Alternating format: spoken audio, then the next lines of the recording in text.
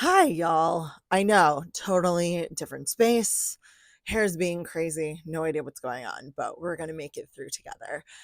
I read Mine to Kiss last week. It is a prequel novella in advance of the first book in that series. And I wish I didn't. I started it because I wanted to knock another author off of my list, and I felt a novella was going to be a really fast way to do that to get a hint of the writing style. However, this prequel made me so mad about the first book. I have a really hard time when people do dumb things where maybe if you just expressed a feeling, the whole situation could have been avoided. And this is basically that decision as a novella. And I get it. I totally get why it sets up the tension, the history of what happens in that next book. But it basically just led to a dumb decision. Also, the scenes were weird for me. Their intimacy was strangely written just for me. And so I don't know if a book would continue that pattern. But I if you are interested in this kind of second chance romance, I say skip the novella, go right into the first book. I can't imagine you'd miss much. These next books I am going to treat as one book. It is Envy and Wrath by Nikki Rome. I read the first book in this trio last a couple months ago, and it was really unsatisfying. And I kind of thought it was because the whole thing should be considered one book, and I was correct. So Lust it basically was an amuse bouche. It wasn't even like a cliffhanger. It was like I was midway through a bite and you took the plate away from me.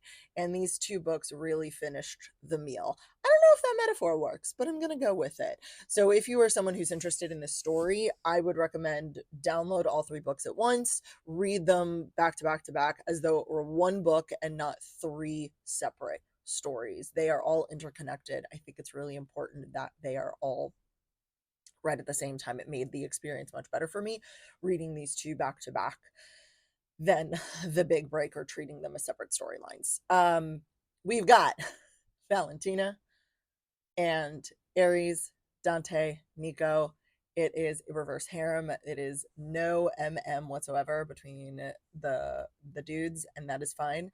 This is also a very kink positive book, kink filled book, which is not surprising if you know Nikki Rome. Nikki Rome is the person behind Smut Lovers, the conference, the podcast, the community, which celebrates and educates on kink and accurate sex in romance novels. So I'm really excited to go to that conference later.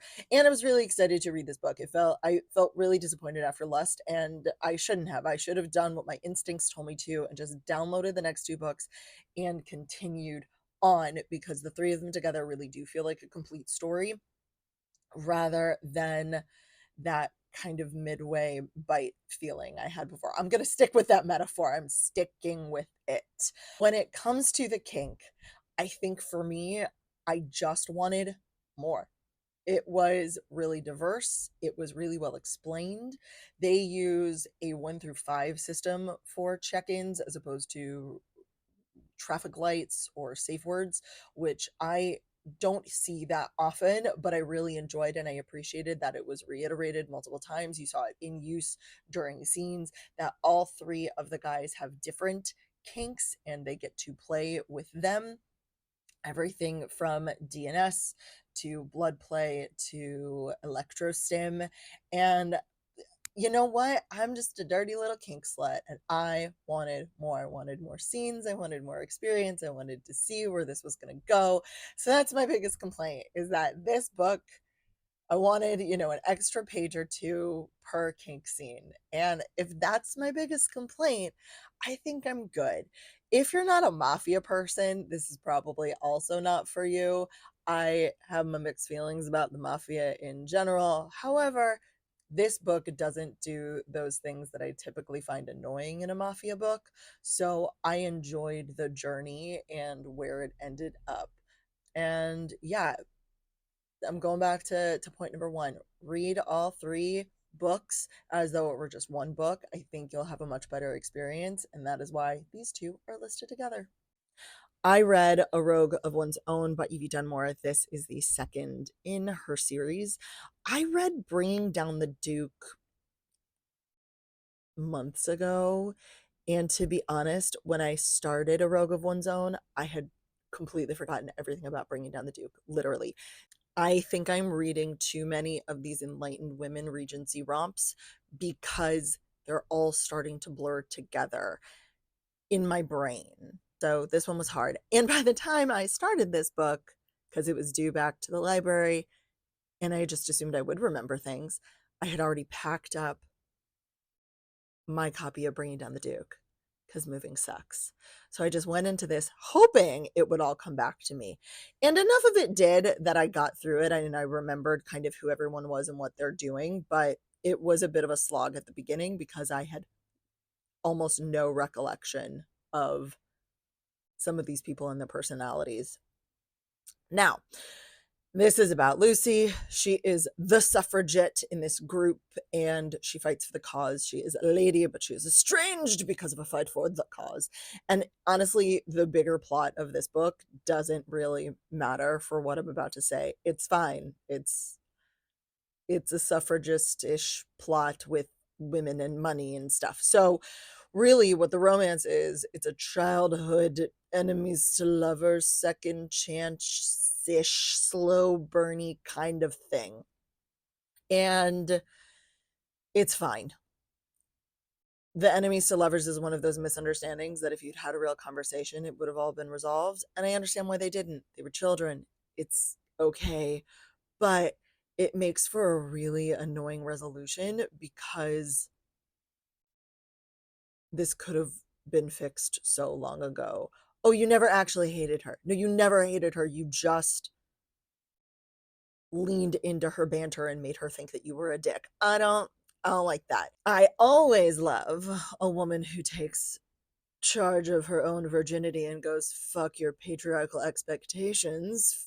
I do not need you to bow down to the altar of my hymen. And she does. They do.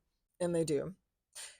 He also does not satisfy her in their first attempt at Congress. And only after the second attempt at Congress does he go, oh, I guess I didn't give you an orgasm that first time. Now, what I wish had happened is that he'd realized that the first time and then maybe taken care of her after the Congress. But no, it wasn't until the second time he goes, oh, I guess I didn't take care of that the first time around. Maybe you should invite me back tomorrow. So on the one hand, good job admitting you didn't get her off. Sir, you should have known that. I wish you'd fixed it. Here is my actual favorite part of this book.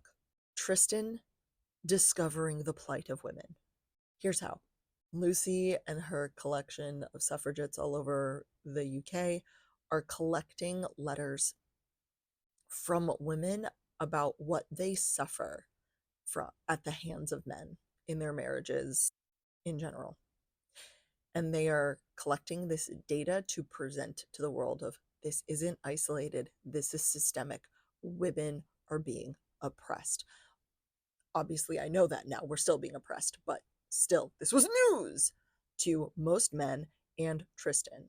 And he spends one day reading the letters that they are collecting for her to tally up.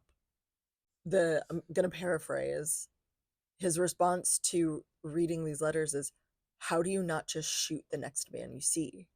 And honestly, that's a question I ask myself quite frequently. And it was nice to see his realization because it is something that I wish more people were going through right now. Oh, look, enlightenment. Amazing. But in terms of this book, if Regency romps are your thing, great. If they are not your thing, I would say stick with one series all the way through because I've been reading enough of them that it's getting confusing, and don't make the same mistake I did. I need to figure out a better way to do this. Okay. I don't know if it's my phone my location or TikTok being mad, but this is the third time I've had to record this. I did it. I read Mile High by Liz Tomforde. And if you've been following my stories, you know that I had to put this book down for a moment because of this. I'll get there.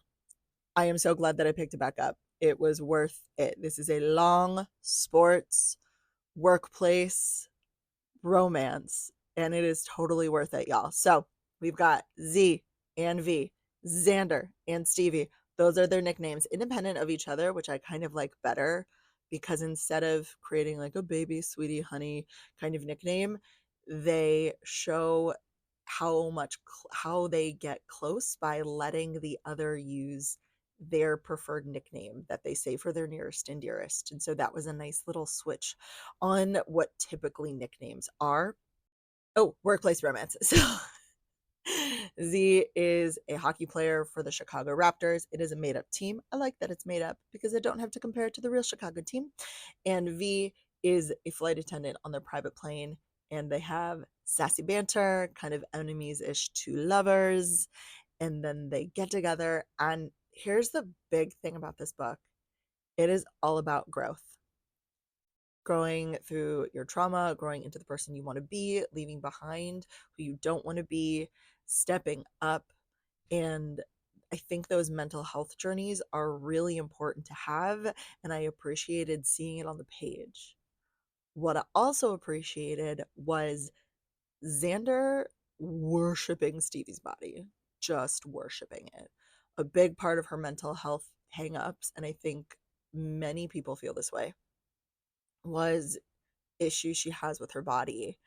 And that's real because the media says women, I mean, all people, but I'm going to talk about women, cis, trans, anyone who really wants to be part of this conversation, you're welcome. But I'm going to say the word women because it's shorter.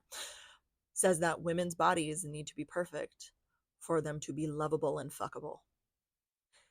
And that men will judge your body if it is not perfect, even if you're saying, hey, we can be intimate.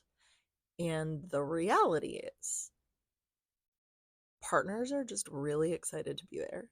They want the participation trophy. They just want to be there. They're honored to have been chosen. And they don't give a shit. They don't give a shit if you have stretch marks or if you shaved or if you have a roll or what or your boobs are different size. They do not care. They are excited to be there. They are thrilled. They think you are wonderful. And that is the reality.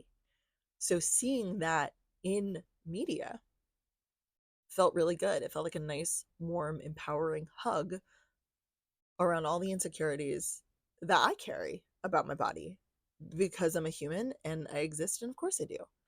So thank you for sharing that, and Xander for being just like A plus with that praise kink. If you've read the book, you'll get that. Things I didn't love were a third act breakup. I did not love that. And I'm going to tell you like it is, because even if there were pregnancy tropes, surprise, I would tell you because you need to be warned. And it was so annoying because it felt like all of this growth forward and a bunch of steps back, but Z really realizes that he messed up real fast and jumps in to fix it and steps up and grows leaps and bounds to be the person that he knows he can be and to be the person that he wants to be for himself and for Stevie. So that kind of growth that we see was really, really lovely. Y'all, I have no idea if I've even said everything that I want to say in this video because, like I said, this is time number 3. So if I need to redo this in the future, let me know. There are also some questions I have for Liz. I don't want to get into them right now. I will ask her next month at the conference if I'm lucky enough to get to her because I need to know.